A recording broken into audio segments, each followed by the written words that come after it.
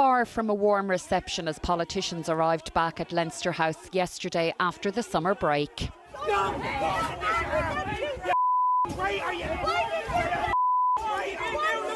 Protesters outside the Dáil on Kildare Street. Independent TD Michael Healy-Rae being escorted away from the building by two Gardaí. TDs and staff at the Oireachtas complex couldn't leave the grounds for several hours. The protests moved from Kildare Street to the front of government buildings on Merrion Square.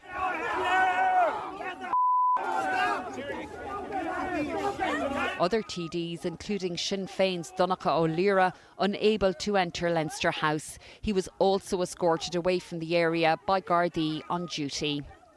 Not only am I aware of how TDs and senators felt yesterday, I'm keenly aware of how their staff felt.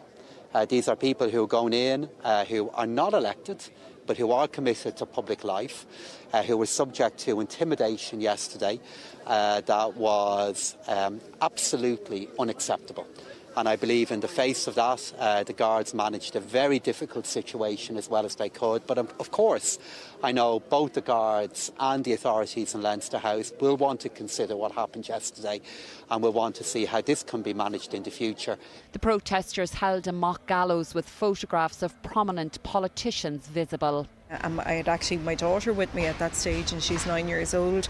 Well, we were in the car, as I said, on the Merrion side for about 2 hours, and we kept things fairly calm, and she was fine with it. But as our car was the first in the convoy, and I suppose we didn't really know what we were facing once we got out the door. She lay on the floor of the back of the car, and we covered her over with the towel that we had in the car. Around 200 people were involved in yesterday's demonstrations. A review of security is now being carried out, with a senior Garda appointed to lead the investigation. Aisling Nicostala, Virgin Media News. Well, our political correspondent Gavin Riley is at Leinster House for us this lunchtime and joins us now. So, Gavin, lots of discussion there today following yesterday's protests. That's right, and one major point which has emerged in a lot of those discussions is that while there is always a place for protest outside the gates of Leinster House, and indeed many elected members of the Dáil and Shannon would make the point that they themselves have been participants in protests outside the gates of Leinster House, and that is something that they would not want to see the end of. But that there was an element to what we saw yesterday which sort of impeded the running of Leinster House and of democracy itself. When you have situations where the members of Dáil Éireann, like Donncha O'Leary, are effectively unable to get into the building safely because of the behaviour of some people outside the gates, and indeed that footage that we saw of Michael Healy-Rae having difficulty trying to leave the complex in any safety, that if the encumberment of the ability of members to go unencumbered in and out of Leinster House is constrained, that is in itself something of a disruption to democracy. And that was the point this morning made by the Count Sean O'Farrell, the chairman of Dáil Éireann, who's been speaking to me about his condemnation of what we saw yesterday. What happened out there was a direct manifestation and was an attack on democracy itself. These people are attacking the system of government, the nature of Irish civil society as we know it, and they cannot be allowed to prevail. I mean, they have been empowered by virtually unfettered access to social media over a number of years, and the outcome of that, or a progression from that, is what we saw on the streets yesterday, and it's got to stop.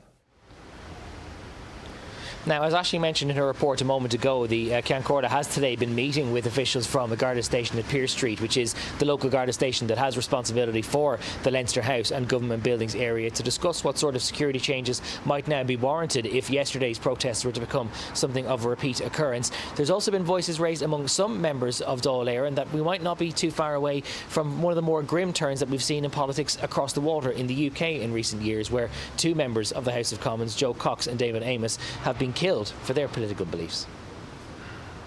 I think we've turned a blind eye to this sort of disintegration of our politics and a coarsening of political language for too long in the hope that it would go away.